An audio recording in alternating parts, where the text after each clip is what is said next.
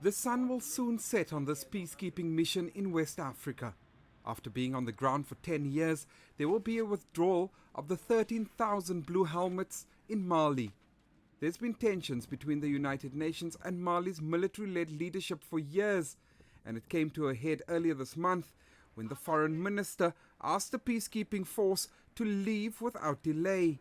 We came into Mali at the request of the government of Mali, and now we will leave it also at the request of the government of Mali. We are very clear that when the United Nations is present in a country, it's with the consent of the host government. And if they have decided that the time is right for us to depart, then we are working on that.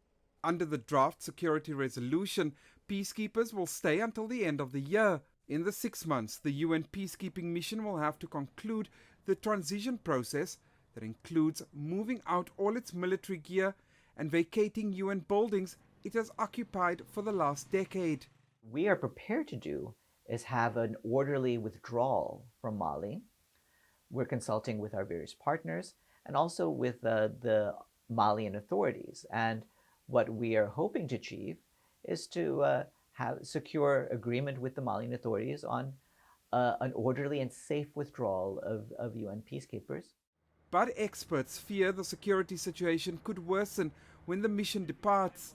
It could leave Mali's under-equipped army alone with only about 1,000 Wagner fighters to combat militants. The Russian private military company Wagner Group has been operating in Mali since December 2021, on the request, according to Moscow, by the Mali authorities. The amount of work that the UN can do will be drastically diminished at a very tough time because in the transitional government, they are trying to schedule elections for next year.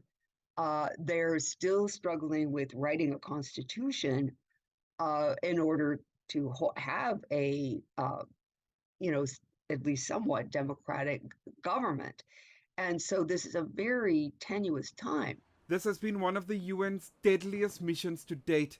More than 170 peacekeepers have died in fighting. The world body was hoping to have the mandate extended for another year before being asked to leave.